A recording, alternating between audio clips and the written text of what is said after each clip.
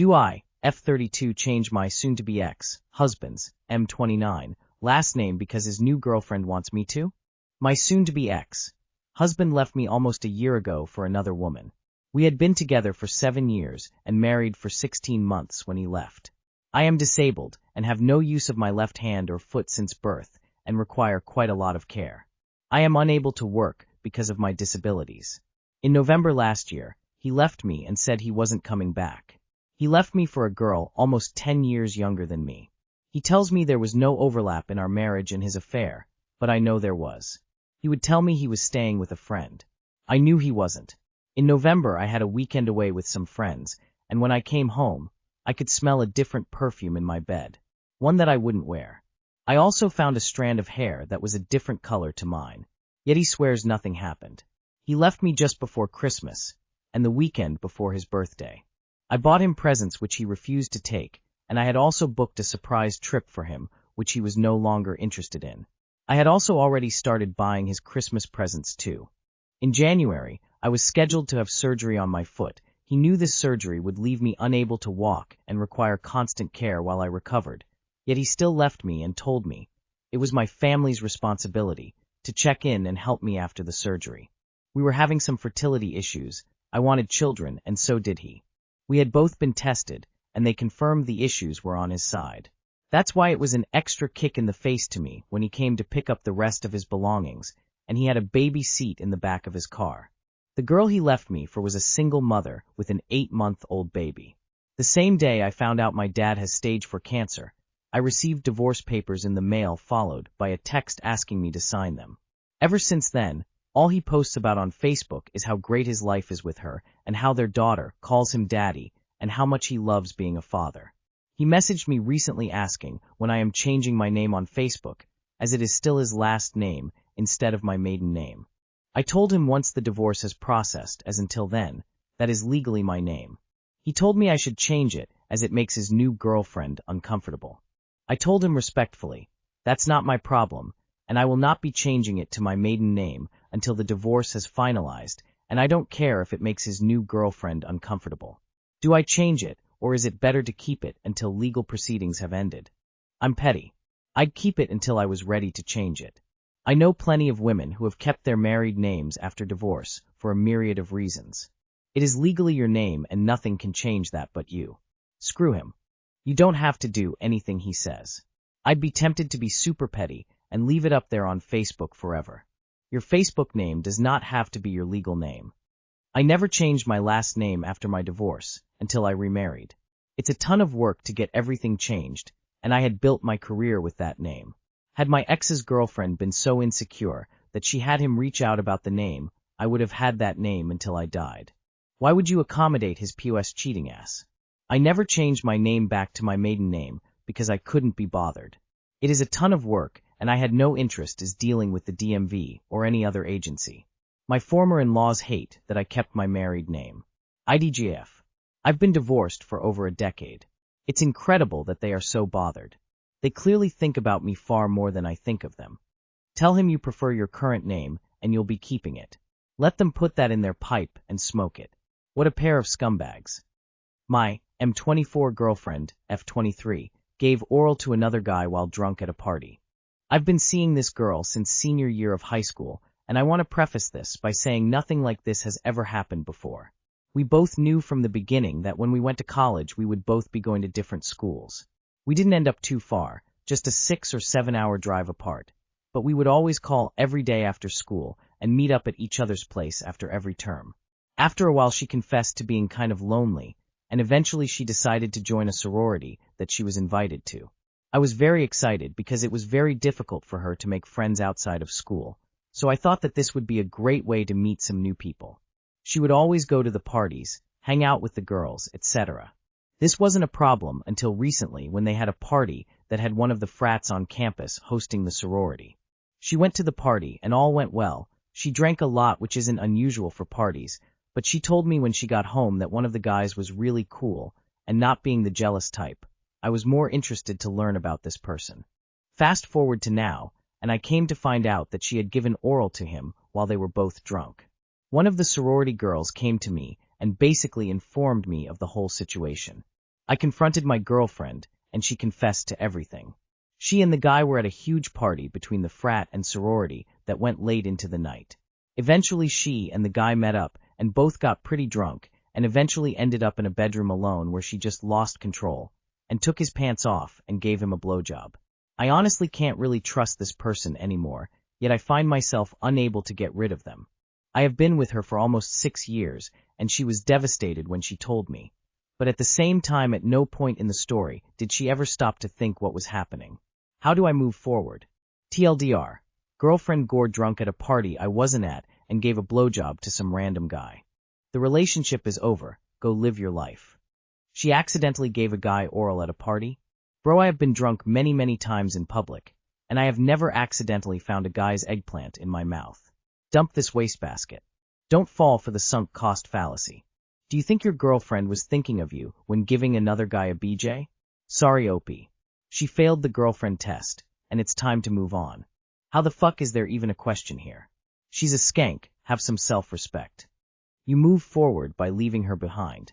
You're 24 years old, go live, and enjoy your life with someone that values you. Dude, you typed a whole-ass story out for the internet to come out and say, she's not your girlfriend, dump her. Like, backstory doesn't even matter. Have some respect for yourself and move on. If you stay, she's just going to do it again, because you staying is also you telling her she can do it again. My 33M, wife, 32F, hates me. I've been with my wife for 5 years now, and we have a 5 son together. Long story short, I was with my ex-GF prior for 6 years. We were co-workers and very much in love. The relationship was great until she took a high-paying job on the other side of the country. We tried long distance, but it didn't work, and my own career was starting to take off here, and I didn't want to relocate. About 6 months after breaking up with her, I began dating my now wife. I ended up getting her pregnant, and did what I thought was the right thing and married her. Part of the problem was we never really dated and got to know each other or realized that we're nothing alike. For the last year and a half, my wife has been everything but nice to me. She calls me useless and a bunch of other names, even though I work 12-plus-hour days and constant overtime, just so she can have a part-time job, mostly working at home, and only having to go to her office once a week. We tried marriage counseling earlier in the year for 3 months, and honestly I thought it was helping. But the therapist wanted us to do a couple solo sessions with her, and after she got back from her second one with her, she said she was done with counseling. I was shocked but continued to go for myself until the therapist told me the issues won't be resolved unless both parties are willing to give it 100%, and from her point of view, I was the only one willing to make it work. I've still been fighting trying to make it work, and even took my wife and son on a nice summer getaway, hoping it would help. It did for about 2 weeks. Then back in September, my wife flipped out on me because I forgot to get toilet paper when I went grocery shopping. This led to me being called useless again and her ignoring me for 3 weeks now. When I tried to talk to her the other day and told her I can't be in a relationship with someone who ignores me, she states, "Then you know what you need to do, file for divorce." Over the weekend I went to my cousin's wedding, which my wife didn't attend because she hates my family. At the wedding was my ex-GF I mentioned above. She became close with my cousin when we were dating, as I've come to find out she's moving back. We ended up talking and catching up, and it sparked feeling in both of us to the point we were alone outside, and she leaned in for a kiss. Even though I wanted to, I feel guilty admitting it. I rejected this as I am still a married man. I'm now caught in this dilemma. Do I ask my wife to try a separation? Or do I continue fighting to make a broken marriage work for the sake of my son? Advice is greatly appreciated. A little further information. I'm not rushing to leave my marriage simply for my ex. I mentioned my ex because she was someone I thought I would settle down with and start a family together. Her coming back and me seeing her did spark old feeling. But more importantly, it did make ask what is best for myself rather than what is best for another person, which lead me to posting here as I'm still finally questioning everything. I'm not necessarily planning on starting a new relationship with anyone anytime soon. Divorce your wife, if for nothing more than she hates you. Don't start anything with the ex or anyone else till you split from your wife. Things could get really messy if she were to find out you were with someone while still married. Your therapist already told you that you were the only one willing to make it work. Your wife made it crystal clear that it's time to divorce, so why keep trying to maintain a one-sided marriage? You don't want to raise your son in an environment where there is no love or respect between his parents, at least from one side. You have a rare second chance at a real relationship. Take the proper steps to move on, but take it slowly with your ex-GF. If she's as special as you say she is, she will be willing to wait for you to sort things out. You only live once, and it shouldn't be wasted with someone that doesn't appreciate, respect, and love you. Separation sounds like a healthy solution for both of you. Once that process is over, you could consider getting to know the other person again. People change over time, so don't get caught up in memories of how it was, and get to know the person all over again you once had the relationship with. All the best for you. Listen to your wife. Then you know what you need to do, file for divorce. Your own therapist, who has been privy and witness to more intimate discussions surrounding your marriage than anyone else other than you two, told you it won't work because you are the only one putting in effort. You tried. You've bent over backwards trying to make this work. What is better for your son? A miserable home life with two parents showcasing toxic love, or having at least one parent, his dad at that, be able to show him how to establish boundaries and build a life he actually enjoys living. Quit feeling guilty. You're not in a healthy relationship. You've put in the time, effort, finances, everything you can to make it work. At some point you just have to accept it doesn't work. Don't cling to a mistake just because you spent a lot of time making it. Don't stay together for the sake of your son. Children know when this happens, and you do them no favors. They know their parents are miserable, and will internalize that.